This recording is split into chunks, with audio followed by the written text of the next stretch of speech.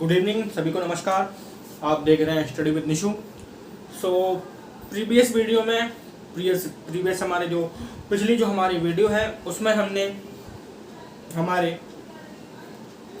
जो हमारा तुगलक वंश है, तुगलक वंश के बाद सैयद वंश है, तो सैयद वंश तक की कहानी हमने पूरी की पूरी देख ली थी और सैयद वंश अंततः खत्म हो जाता है और सैयद वंश के बाद दिल्ली पर एक नए वंश की स्थापना हो जाती है।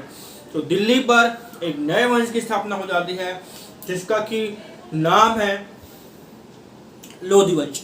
ये दिल्ली सल्तनत पर आखिरी वंश है जो कि राज करेगा। उसके बाद एक अलग से चैप्टर, एक अलग से एक विस्तार पूर्वक अध्ययन हम करेंगे मुगलों का, क्योंकि मुगलों ने बहुत ही लंबे समय तक क्या है शासन किया है। क्यों उनको अलग से इसी वंश में क्यों नहीं जोड़ते हैं मुगल वंश? इसके लिए क्या है एक नए तरीके का एक अध्याय क्यों बनाया गया है? तो नए तरीके का अध्याय इसलिए बनाया गया है क्योंकि इसके बाद एक एरा खत्म होता है।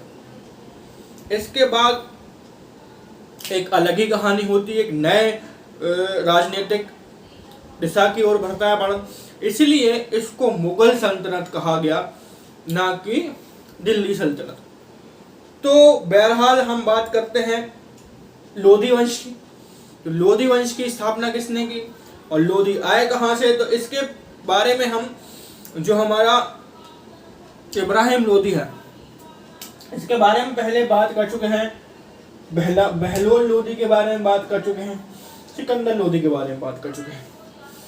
तो अंततः गत्वा हमें सबसे पहले ये जानना पड़ेगा कि लोधी कौन है, लोधी कौन है, कहाँ से आए थे, क्या करने आए थे। तो अगर हम बात करें लोधी की, तो लोधी जो है पहले शासनकाल देख लें। तो लोधियों का शासनकाल क्या है? 1451 से 1526 यहाँ तक चलता है। और 1526 में क्या है, बाबर जो है वो दिल्ली सल्तनत पर अटैक कर देता है और वहीं से क्या है मुगलों की शुरुआत हो जाती है। तो जो लोधी वंश है वो 1451 से 1526 तक ये दिल्ली पर रहता है। अगर हम बात करें प्रमुख शासक की, तो प्रमुख शासकों में अगर हम बात करें तो पहला तो बहलोल लोधी है। बहलोल लोधी कब तक करता था? 1451 से 1489 तक। उसके बाद दूसरा बात करें सिकंदर लोधी, तो 1489 से 1517 तक ये राज करता है। तीसरा प्रमुख शासक देखें तो इब्राहिम लोधी है जो कि 1517 से 1526 तक ये शासन करता है। ठीक है। तो अब अगर हम बात करें मूलतः कि भाई ये जो लोधी है वो कौन है, तो मूलतः जो लोधी है अफगानिस्तान के सुलेमानी पर्वत क्षेत्र के निवासी थे। समझ पा रहे हो? अफगानिस्तान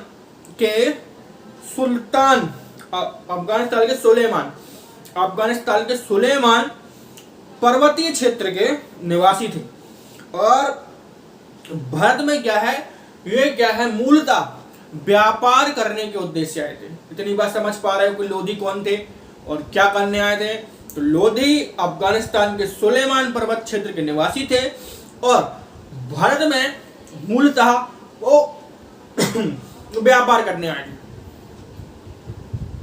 हालांकि यह कब आए और ये कब आए इसके संबंध में कोई भी क्या है प्रमाणित जानकारी नहीं मिलती है।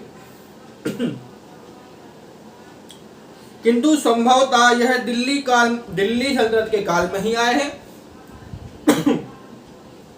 बाद में तुगलक वंश के शासनकाल में विशेषकर सैयद जब वंश चल रहा था उसमें क्या है इनको क्या है प्रशासनिक पदों पर नियुक्त किया गया, जिनमें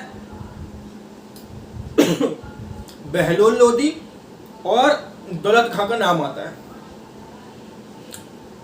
तो यहां तक की कहानी आप लोग समझ पा रहे हो कि लोधी कौन थे, क्यों, कहां से आए थे, इसके संबंध में कोई भी प्रमाणित जानकारी नहीं मिलती है। ठीक है। हाँ, लेकिन इतना है कि दिल्ली सल्तनत के काल में ही आए थे। ठीक है। और मुख्यतः जो सैयद वंश है उसके काल में ही रहे। उनके काल में ही क्या है, उनको प्रशासनिक उच्च पदों पर नियुक्त किया गया, जिसमें कि बहलोल खां, बहलोल लोधी और दौलत प्रमुख थे। आगे बढ़ते हैं।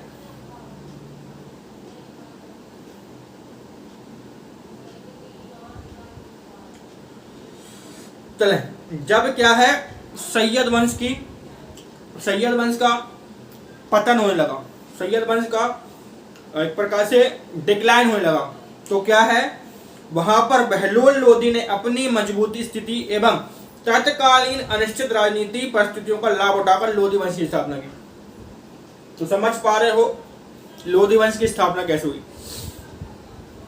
क्योंकि सैयद वंश का डिक्लाइन हो रहा था, सैयद वंश अपनी पतन की ओर था, तो इसी बीच जब सैयद वंश पतन हो रहा था, इसी कमजोर शक्तियां और अनिश्चित राजनीति मची हुई थी और कमजोर एक प्रकार से शक्तियां थी, तो उसी का लाभ उठाकर हमारा बहलोल लोधी क्या है दिल्ली पर एक नए वंश लोधी वंश की स्थापना कर देता है। यहां तक की कहानी क्लियर है। अब बहलोल लोधी की बात करते हैं, कहां से कहां तक शासन है। 1451 से 1489 ईसा। तो बहलोल लोधी मूलतः क्या है अफगानिस्तान के व्यापारिक परिवार में जन्मा था। थोड़ी सी बैकग्राउंड देख लें। जो हमारा बहलोल लोधी है वो अफगानिस्तान के व्यापारिक परिवार में जन्मा था, किंतु कालांतर में अपनी योग्यता एवं विशेषकर तैमूर लंग के संरक्षण में इसने उच्च प्रशासक की स्थिति प्राप्त कर ली थी। जन्मा किसमें था, व्यापारिक परिवार में, लेकिन तैमूर लंग के संरक्षण में रहा, तो क्या है उसने उच्च प्रशासक जो स्थिति है वो प्राप्त कर ली थी। तैमूर लंग ने बहलोल लोधी को क्या है पंजाब प्रांत का प्रशासक नियुक्त किया था। अगर व्यापारिक परिवार में जन्मा था, व्यापारिक परिवार में ही रहता था, तो अगर वो सिर्फ व्यापारिक परिवार में जन्मा, व्यापारिक परिवार में ही रहता तो मूलतः व्यापार करना सीख जाता। लेकिन चूंकि संरक्षक किसका प्राप्त था, तैमूर लंग का, और इसी बीच क्या है तैमूर लंग ने उसको पंजाब प्रांत का प्रशासक भी नियुक्त कर दिया था। अतः बहलोल लोधी तत्कालीन राजनीतिक परिस्थितियों का लाभ उठाकर दिल्ली लोधी वंश की स्थापना करते हुए सुल्तान पर धारण किया। तो पहले पंजाब प्रांत का प्रशासक था, और जब उसने देखा कि दिल्ली पर क्या है सैयद वंश की शक्ति क्षीण हो रही है, परिस्थिति का लाभ उठाकर यहां से पंजाब छोड़कर दिल्ली पर क्या है एक नए वंश लोधी वंश की स्थापना कर दी। आगे उल्लेखनीय है कि दिल्ली सल्तनत काल में लोधी पहला अफगान वंश था जिसने शासन प्राप्त किया। पहला अफगान शासक जिसने दिल्ली पर शासन प्राप्त किया। 1451 ईस्वी में बहलोल लोधी गाजी की उपाधि को धारण करते हुए दिल्ली का सुल्तान बना। तो गाजी की उपाधि किसने धारण की, बहलोल लोधी ने। बहलोल लोधी युद्ध प्रिय एवं धार्मिक रूप से सहिष्णु प्रवृत्ति का शासक माना जाता है। तो कैसा था बहलोल लोधी, एक युद्ध प्रिय धार्मिक रूप से सहिष्णु। बहलोल लोधी ने अपने अधिकांश अभियान विद्रोह का दमन करने के लिए किए, किंतु इन अभियानों का उद्देश्य साम्राज्य विस्तार नहीं था। तो भाई जितने भी अभियान बहलोल लोधी ने किए तो सिर्फ विद्रोह क्या है जो विद्रोह हुए थे जो उसको दबाने के लिए किए थे, ना कि साम्राज्य विस्तार करने के लिए किए थे। इसमें जौनपुर, दोआब, मेवात, मालवा, ग्वालियर इत्यादि के विद्रोह किए, और क्या है सफल अभियान हुए उल्लेखनीय है इनमें। मतलब ये इतने क्षेत्रों में क्या है एक प्रकार से विद्रोह हुआ था और इन विद्रोहों को दबाने में वो सफल हुआ था। बहलोल लोदी ने दिल्ली सल्तनत के सभी शासकों में सर्वाधिक समय 38 वर्ष तक शासन किया। सभी शासकों में दिल्ली सल्तनत के 38 वर्ष सबसे ज्यादा शासन किसने किया है? बहलोल लोदी ने। चलो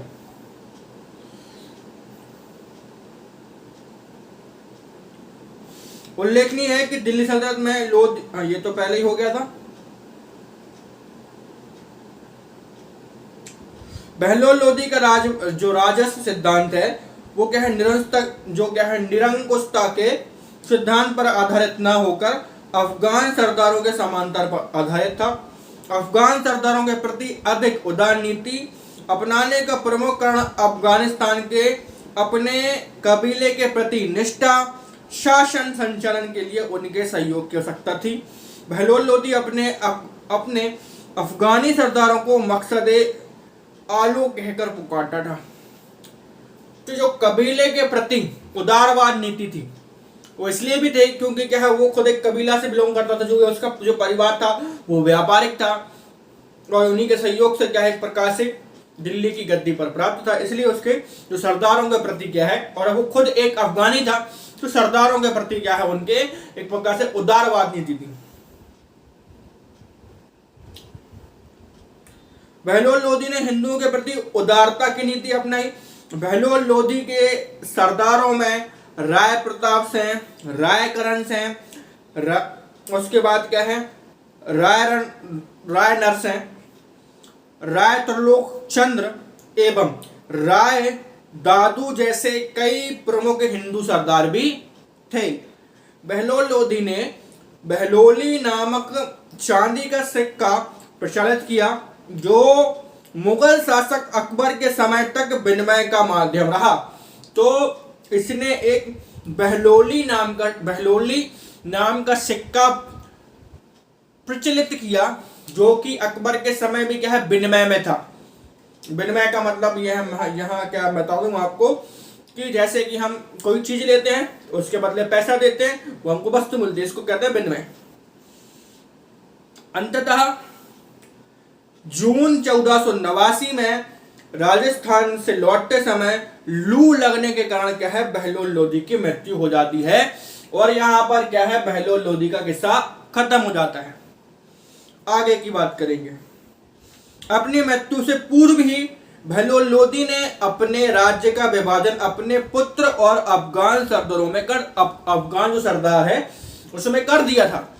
तो मृत्यु से पूर्व बहलोल लोदी ने अपने शासन का जो विभाजन है वो अपने पुत्र और अपने अफगान सरदारों में पहले ही कर दिया था। वस्तुतः साम्राज्य का यह विभाजन संप्रभु के रूप में न होकर एक प्रकार से राज्यपालों तथा प्रशासकों के रूप में किया गया था। इस प्रकार कहा जाता है कि बहलोल लोदी ने अधिक विकेंद्रीकरण रूप में प्रशासनिक व्यवस्था के संचालन की व्यवस्था कर प्रारंभ की। हालांकि यह व्यवस्था सफल नहीं रही। विकेंद्रीकरण का मतलब क्या है, अपनी प्रशासनिक जो शक्तियां हैं उनको विभाजन करना कई हिस्सों में, जैसे केंद्र के बाद राज्य के बाद उसके जो राज्य के अधीन जो प्रशासनिक है वो। इस प्रकार से सत्ता का विकेंद्रीकरण किया था, लेकिन क्या है, यह नीति ज्यादा देर तक सफल नहीं हुई। इसके बाद कौन शासन करता है, सिकंदर लोदी। कब से शासन, 1489 से 1517। सिकंदर लोदी बहलोल लोदी का पुत्र था। अपने जीवन काल में ही बहलोल लोदी ने सिकंदर लोदी को दिल्ली का अगला सुल्तान घोषित कर दिया था। मतलब अपने रहते में ही क्या है, उसने अपने पुत्र सिकंदर लोदी को दिल्ली सल्तनत का सुल्तान घोषित कर दिया था। सिकंदर लोदी का मूल नाम निजाम खान और 1489 को क्या है, सिकंदर लोदी के रूप में दिल्ली का सुल्तान बना। पहले क्या है, इसका नाम क्या था, निजाम खान। लेकिन दिल्ली का सुल्तान बनते ही, सल्तनत में हिस्सा आते ही उसका नाम हो गया सिकंदर लोदी। तो थोड़े से जो प्रशासनिक पक्ष है वो देखें। सिकंदर लोदी का शासनकाल भी प्रमुख प्रमुख रूप से क्या है, सैन्य अभियानों में व्यतीत हुआ। किंतु बहलोल लोदी के विपरीत इसके सैन्य अभियानों का उद्देश्य साम्राज्य विस्तार था। एक प्रकार से इसके जो इसके जो पिताजी हैं उसने जो अभियान किए वो विद्रोह को दबाने के लिए किए, ना कि अपना राज्य का विस्तार करने के लिए। इसके विपरीत जब पुत्र आता है तो उसका उद्देश्य होगा कि वो जो अभियान करेगा, विद्रोह तो दबाएगा, उसके साथ साम्राज्य विस्तार भी करेगा। तुगलक वंश के अंतिम शासकों के बाद से ही भारत में दिल्ली सल्तनत काल में सबसे अधिक साम्राज्य विस्तार सिकंदर लोदी के काल में हुआ है। भाई अगर विस्तार हुआ है दिल्ली सल्तनत पे तो वो सिकंदर लोदी के समय हुआ है। हालांकि यह साम्राज्य विस्तार अलाउद्दीन के साम्राज्य विस्तार से कम था। अगर हम तुलना करें अलाउद्दीन खिलजी की साम्राज्य विस्तार से और सिकंदर लोदी के साम्राज्य विस्तार से, तो उसमें तुलना करते हैं तो सिकंदर लोदी का कम माना जाएगा और अलाउद्दीन खिलजी का ज्यादा माना जाएगा। इसके अलावा सिकंदर लोदी ने आगरा नामक नगर की स्थापना की तथा दिल्ली के बजाय आगरा को अपनी राजधानी बनाया। दो महत्वपूर्ण काम किए, एक तो क्या है दिल्ली, एक तो क्या है आगरा को क्या है राजधानी बनाया, और साथ में क्या है आगरा नामक नगर की स्थापना की। आगरा, दिल्ली वाला आगरा, तो स्थापना किसने की? सिकंदर लोदी ने।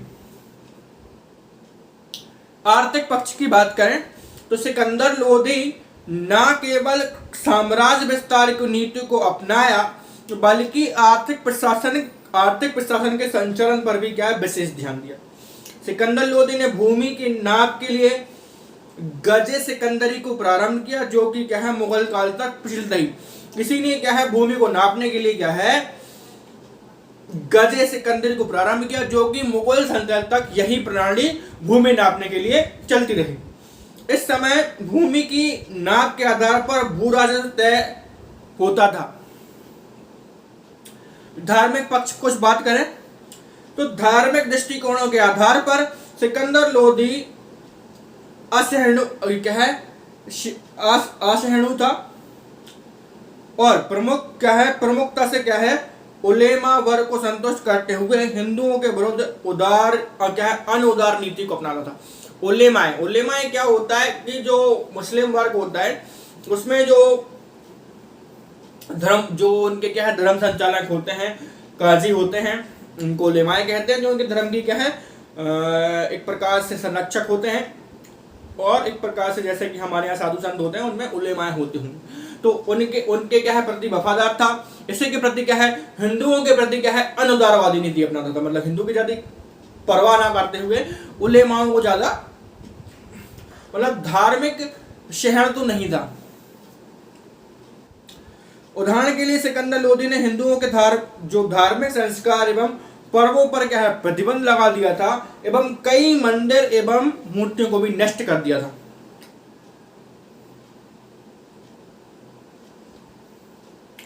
नागरकोट है हिमाचल प्रदेश के ज्वालामुखी मंदिर के मूर्ति तोड़कर उसके टुकड़ों को मांस को तौलने के लिए कसाई को दे दिया था।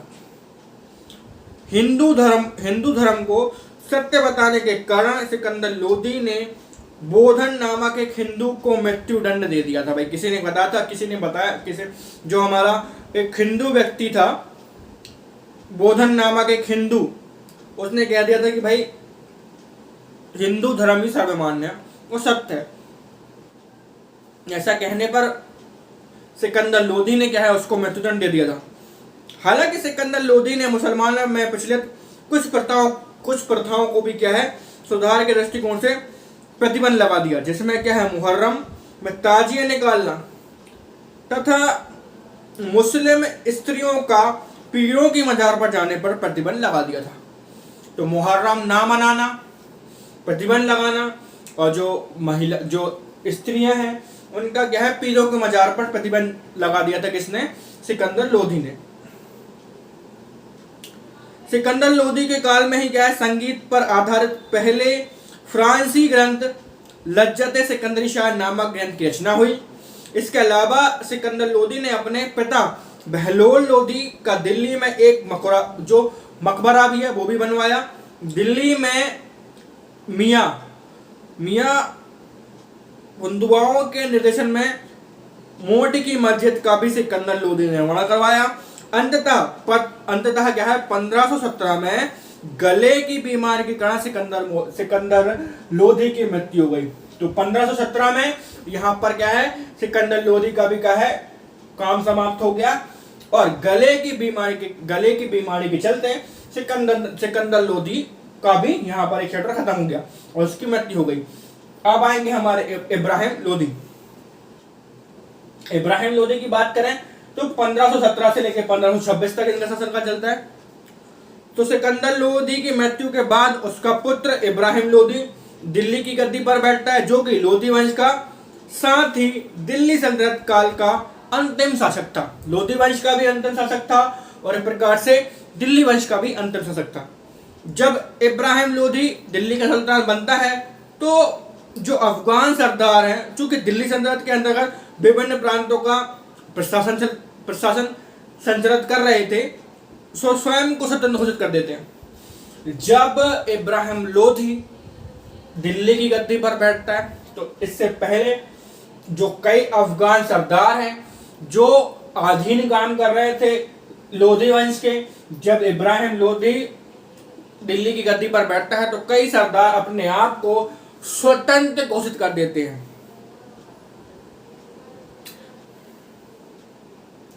अर्थात क्या है, इब्राहिम लोदी के समय सुल्तान का अपनी प्रशासनिक इकाइयों पर नियंत्रण कमजोर था।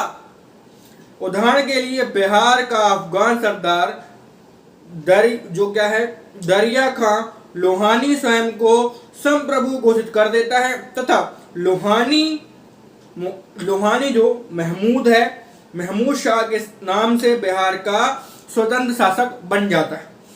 इसी दौरान राजस्थान मेवाड़ के राणा सांगा भी अपने साम्राज्य विस्तार के क्रम में दिल्ली की ओर अभियान कर देते हैं। इस प्रकार इब्राहिम लोदी के काल में आंतरिक व्यवस्था का पतन प्रारंभ हो जाता है। इब्राहिम लोदी की सबसे बड़ी राजनीतिक भूल यह थी कि इसने सुल्तान बनने के बाद पुराने सभी अफगान सरदारों को प्रशासनिक पदों से अब जो दूर रखा था, एक प्रकार से निकाल दिया था, किंतु अनुभवहीन एवं अविश्वास पात्र अफगान सरदारों को नियुक्त कर दिया था। सबसे पहली वजह आंतरिक जो विद्रोह हुआ, इसके जो प्रशासनिक जो राजनीति कमजोर हुई, उसमें यही कारण था कि जो इसके पहले वाले जो अफगान सरदार थे, जो अनुभवी थे, उनको हटाकर जैसे ही इब्राहिम लोदी गद्दी पर बैठता है तो अपने अनुभव वाले जो सरदार हैं उनको हटाकर अपने जो पसंदीदा सरदार हैं उनको उच्च पदों पर नियुक्ति कर देता है और जो पहले से काम कर रहे हैं सरदार उनको हटा देता है। तो एक प्रकार से इसके खुद के चाचा भी होते हैं उसमें, तो अफगान एक प्रकार से षड्यंत्र रचना चालू कर देते हैं। इतने साल से हमने सेवा करी और तुम आके एक नए लड़के हो गए, तुम हमको हटा रहे हो और दूसरे जो अनुभवहीन है सरदार उनको रख रहे हो। तो यही एक आंतरिक काम होता है जो क्या है लोदी वंश का आगे चल के पतन का कारण भी बन जाएगा। इसमें पुराने सरदार असंतुष्ट हो जाते हैं, जिनसे पंजाब के शासक दौलत खां एवं इब्राहिम लोदी के चाचा आलम खां प्रमुख थे। तो दौलत खां ये सबसे ज्यादा असंतुष्ट, उसके चाचा आलम खां ये भी असंतुष्ट सबसे ज्यादा। इससे दिल्ली दरबार में भी जो सुल्तान के विरुद्ध षड्यंत्र प्रारंभ हो जाता है।